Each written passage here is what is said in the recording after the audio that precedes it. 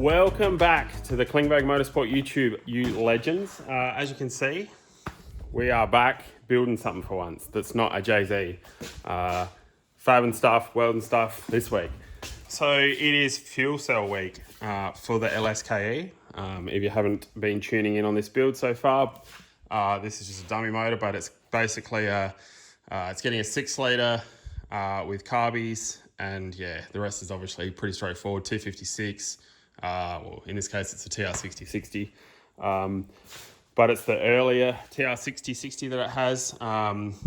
It's got a pretty decent roll cage in it, R31 diff. It is going to be a drift car. I've already done my knuckles in it, so it's got my knuckles, lower control arms, everything done. I still need to do a few things when I pull the engine back out. Obviously, this is a dummy engine. I need to do a few things to the rack and the steering column and stuff when I pull the engine back out to replace that. But we'll deal with that when we get there. Next week, I'll probably dive into getting the trans tunnel finished, getting a seat in it. I think I've decided I'm going to do the whole trans tunnel front to back. Yeah, pretty much. Like I said, I'll dive into that next week. But yeah, this week, we got some goodies. So Raceworks fuel cell. 38 litre, I think it is. Is it like 10 gallon? Something like that. Same as what I've got in my Corolla. Yeah. So it's like the sump version. Little sump down there. These have baffles in them standard now, I think. Yeah, you can kind of see in there. So yeah, basically pretty straightforward week this week. Pretty much just want to get this mounted. I'll run over it as I go, obviously, but I have some stainless bends. Why stainless, you ask? Lighter. It's like what I'm mounting this to. You could do RHS or something. I just don't like RHS. A build like this, there's going to be a minimal amount of RHS involved, if any. And I might dive into chopping a bit of this front out and working out a radiator. So let's get this fuel cell sitting in there roughly where we want it. So then we can, yeah, dive into these mounts.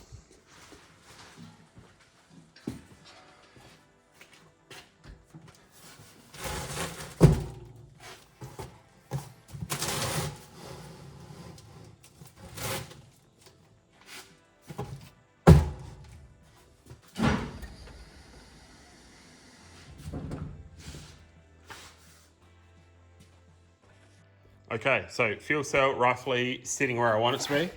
I didn't really touch on it, did I? I mentioned it, but so I'm going thin wall stainless, basically bracing between the chassis rails, and then from the chassis rails, I'll brace it like between each other sort of thing. Like I said before, reason I'm going that is weight. Save easily a few kilos there over roll cage tube or something. Probably, I mean, a similar price, I would say. Wasn't much, like $150 or something's worth of steel sort of thing to mount this. Like I said before, you could do it out of RHS if you wanted to. It's just personal preference pretty much. In this case, it's not load bearing as long as it can hold 40 kilos. And obviously in an impact as well, you want to be able to have a little bit of strength there, but it is not structural. I will be adding in probably a bash bar that goes between the chassis rails anyway, that will have a jacking point on it.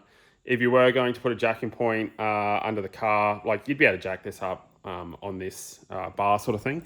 But if you were going to be doing a jacking point there, you could probably just make the back bar like out of roll cage tube or something, and that would be a-okay. All right, where we at? So this is what you get when you buy a Raceworks fuel cell. Much better idea than what mine in my Corolla is, like the old original style. It's got like a ring on the inside that you can't get undone, basically. Like it's got bolts on the top, but you just, you can't get side to undo anything or whatever, because they're just like nuts, so they spin, or like they're plastic and they're stripped or whatever they are. So anyway, this, excellent idea. Much better upgrade. There is a thread boss in there, and then that will get bolted onto there like so. And then that nice cap will go onto there. I need to get the orientation right. Anyway, that cap goes on there, so much better idea. Like I said, my fuel cell in the Corolla is like a push lock thing, and it always stuffs up, and you're trying to get it off in a rush, and it doesn't work anyway. So this, good idea. What my plan was height-wise, I sort of want to, like, it's just slipped down a bit, but I'm going to try and get it above this bottom panel. This car is going to be quite low. In saying that, I don't need to worry about any exhaust things because it is getting side pipes. So there's not going to be any fire, heat, anything back here. There's no pipes that I need to allow for or anything. So clearance wise, there'll be no issues basically back here. It is going to get 2 fuel pumps at minimum. So I haven't worked this out exactly what it's getting. I have to talk to the guy who's sorting out the carbies and stuff, what they actually want. But it's definitely going to have at least one high volume, low pressure lift pump to the surge tank, which I'll probably mount up here. This car did come with a surge tank, so I may reuse it. And then, yeah, probably maybe just one. We'll see. We'll see. Maybe just one like main pump to the front of the car. So anyway, I'm going to lift this up and get this in a much more final position so I can start making some measurements and chopping some things, and we'll get some stuff welded in.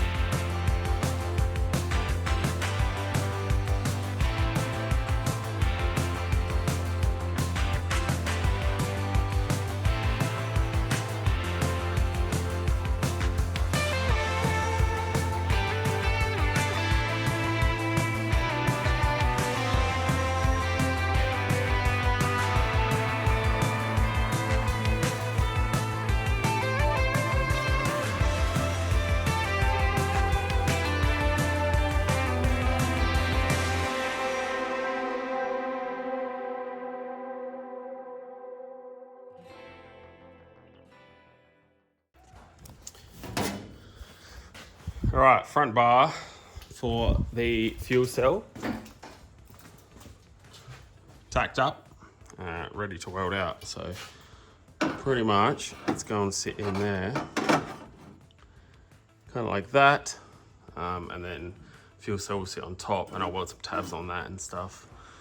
So I was looking for 175 between here and here, and we're pretty well spot on that.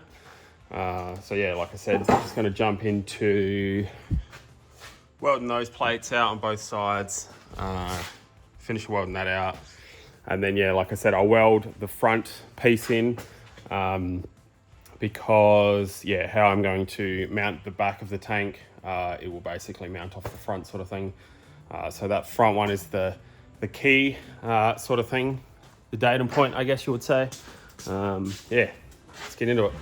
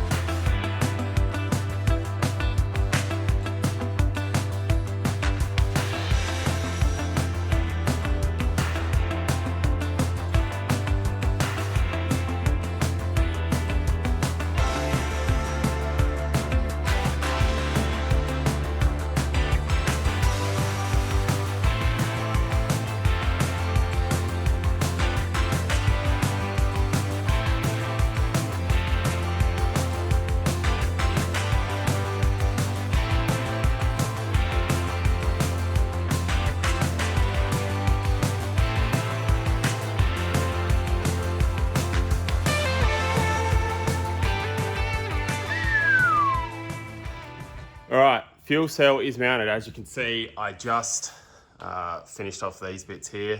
A lot of stuffing around to get them sitting right. Yeah, I definitely stuffed one up once or twice, but I wanted to get it sitting perfect. Try and get it square as I possibly can.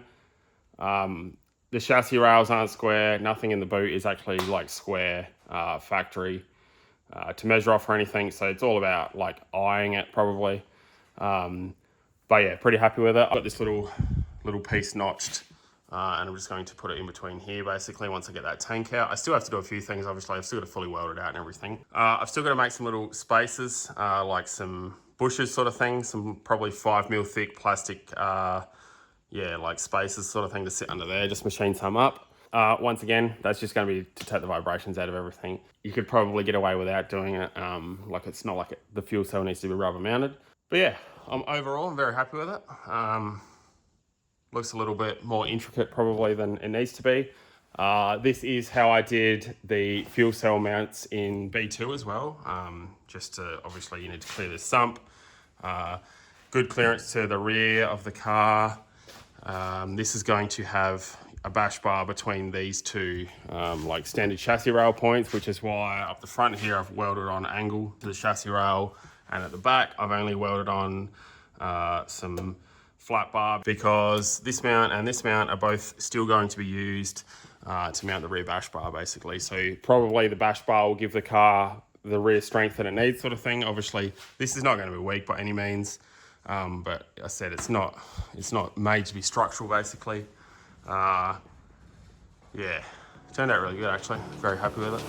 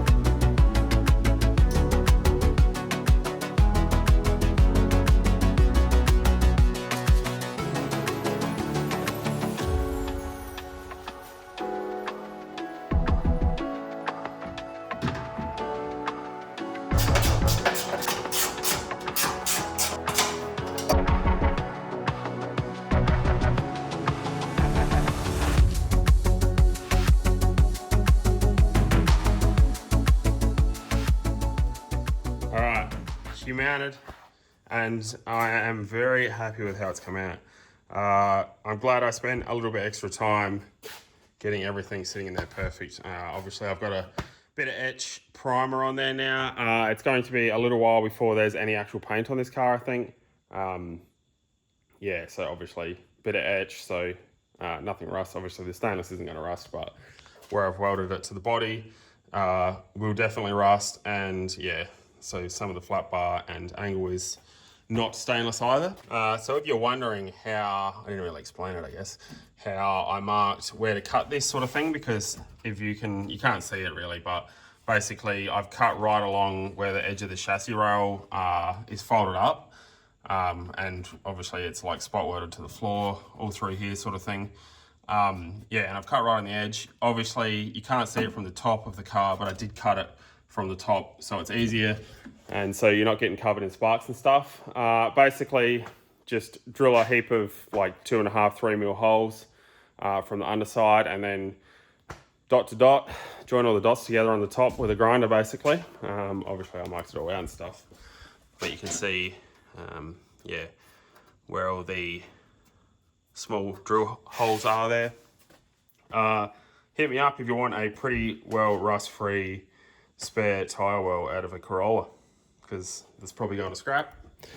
Freebie. Got some little plastic washers bolted in there too, between the mount, so like as a bit of a bush sort of thing.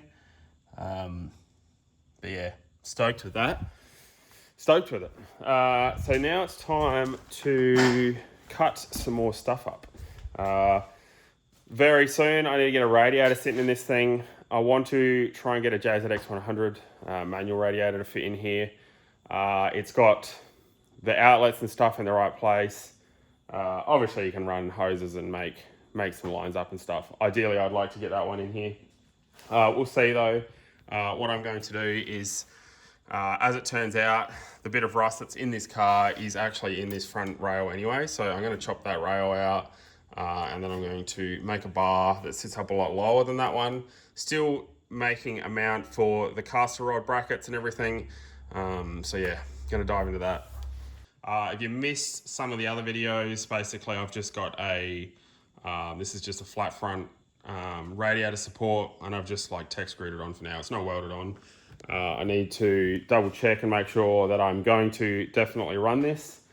It is definitely going to be a flat front, but I'm not sure whether we'll end up doing any sort of tube front on it. I'm probably going to lean away from doing that.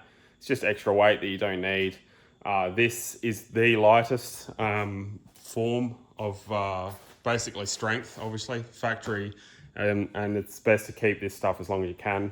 Obviously, if the car's been crashed or whatever, then by all means, tube front the thing. But yeah, I mean, it's going to have a bash bar on the front as well that will be joined to the chassis rails. So that's kind of where it'll get a fair bit of strength from. And this is kind of just to hold all the panels and lights for looks, basically. So there's no strength in any of that. My Corolla is very much the same. It's bare bones sort of thing in the front.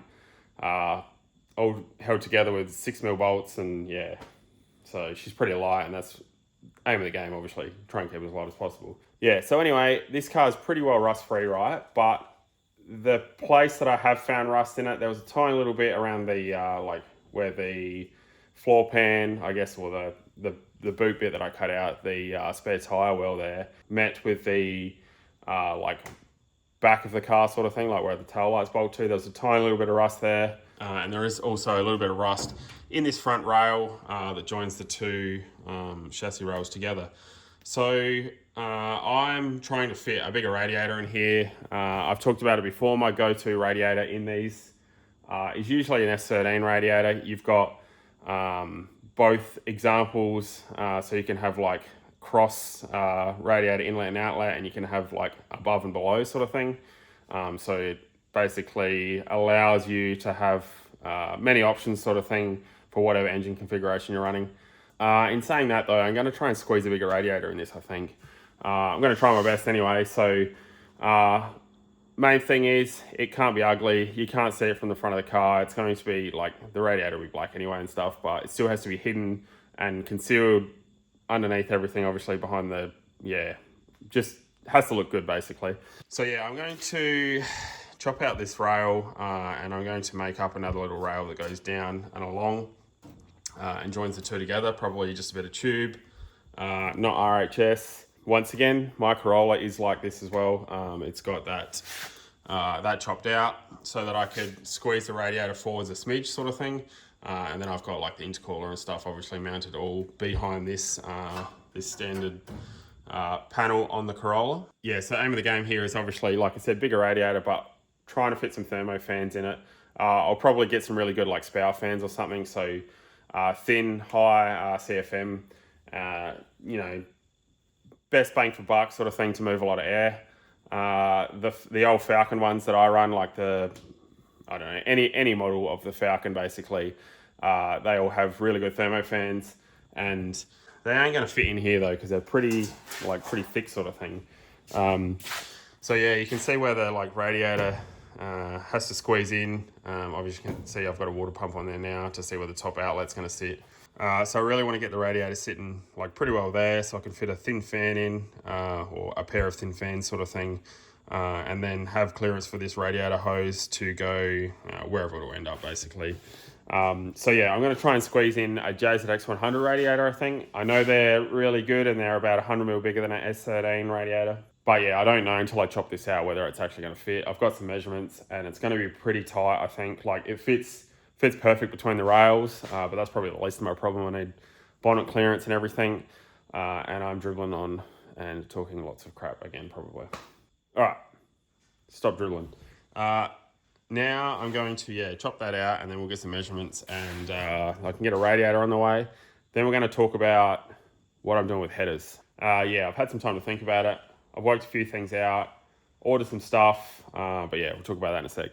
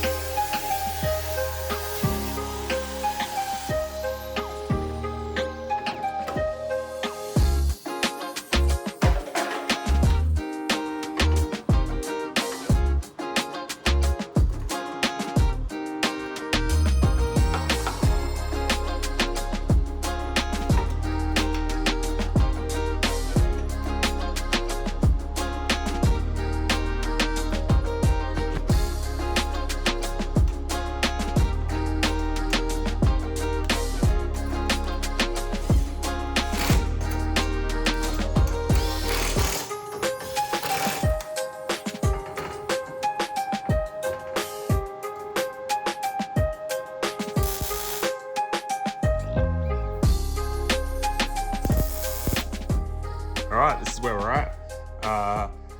Chop that rail out, main reason. She's full of rust. But yeah, like I said before, I'm trying to fit a radiator in here that's far bigger than what we can actually fit. So essentially, chop that out.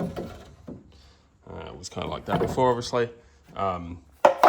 Now, I've only got this tacked in and I still need to make lots of modifications. I need to straighten up these brackets. So basically, normally I just put a cut in them, twist them so that they're square and then re-weld them and then put a brace on them.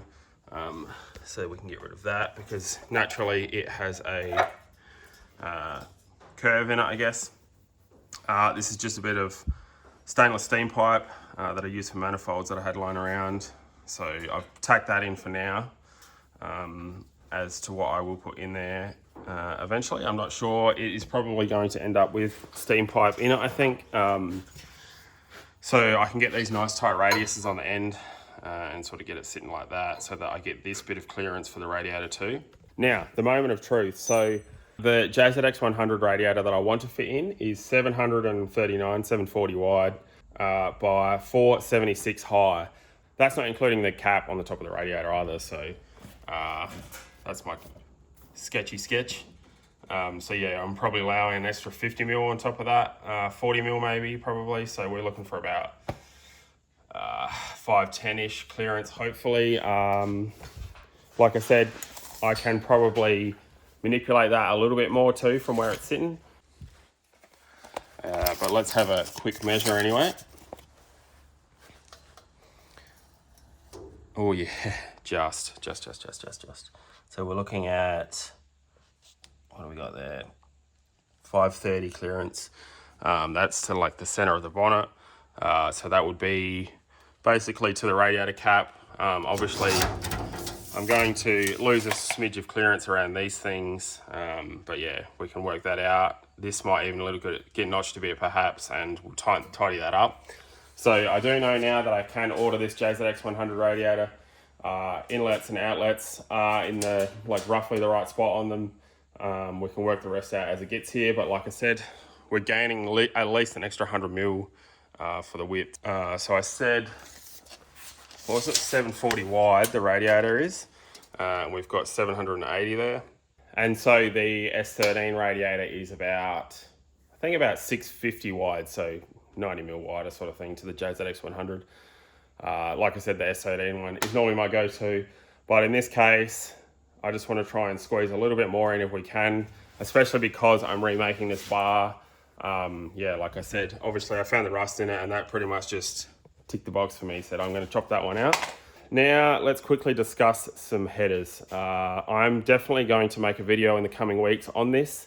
Like I said, once I get all my bits and pieces together, I've got some headers to compare. So I've got some stock VE headers, VY HSV headers, VY pacemaker headers, some like block huggers, and I'm just going to go through them all. This is probably the question that I get asked almost the most, I'd say. The question that I get asked the most is probably steering related. The second one is probably LS headers. Yeah, so anyway, I'm going to go through a video and just explain it all and tell you what works and what doesn't, and what your best options are, basically. So my original plan with this was actually put 1 7/8" headers in it. It's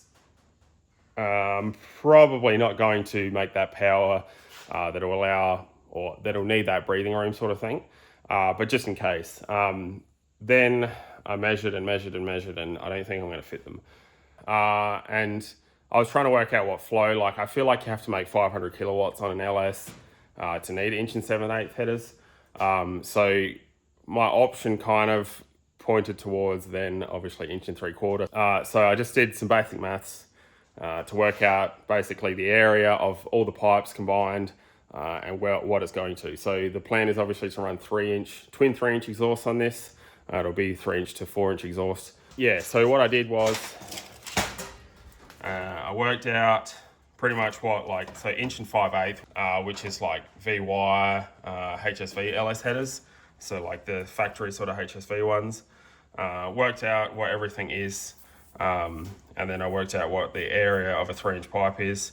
And as long as this number here is greater than this number here, pretty much is, yeah, like the headers are gonna flow more than the exhaust will flow sort of thing. So 1 3/4" headers will flow the same amount as a 3.5-inch exhaust basically. And obviously you're timesing that by 2 on this car, so I'm working that out for each bank. But yeah, so unless I was going to run a 4-inch exhaust on it, that's the only time 1 7/8" headers would actually pay off. By the looks of it anyway. Like if you know more and there's more to it than that, let me know. Yeah, so I'm going to dive into it. Pretty much there wasn't enough room in here to squeeze 4 1 7/8" pipes through neatly. So yeah, going to go with 1 3/4. Going to make my own. Not going to put any bolt-on off-the-shelf ones. I honestly don't know if there's anything bolt-on off the shelf that fits. Like I said, I'm going to go into a little bit in a video in a couple of weeks, but if you do know of an LS header that fits without modifications, let's say an LS KE70 direct bolt-on fit header, let me know, but I don't think there's anything out there that is a direct fit sort of thing. Not that has any performance bonuses or upgrades, or you know what I mean. Like if you're gonna make some power or aim to make some power, you probably want something that's not a stock header, that's bigger than 1 5/8 inches. So yeah, anyway, that video will be in a couple weeks probably. I'm still waiting for some bits to get here, so I'm gonna say 2 weeks time maybe. I definitely haven't been slacking, right? So just been busy catching up. I'd hate for you to know how long the lawn is at my house, or was. So that's pretty much why I had a couple weeks off, to try and catch up on these things. Still got the fortnightly videos out for 2 weeks, so I had 2 weeks off basically. But we're back into weekly videos, so make sure you hit the subscribe button to keep up to date, to stay up to date with what's happening. Heaps of fab work coming up if that's what you're into. Yeah, and then some driving next month sort of thing. But yeah, I'm getting stuck into some other cars soon as well. So that's, yeah, in the first half of this year, I need to get at least 1 or 2 of these cars mobile and yeah, sorted out. So got to put some hours in. Thanks for watching, you legends. See you next week.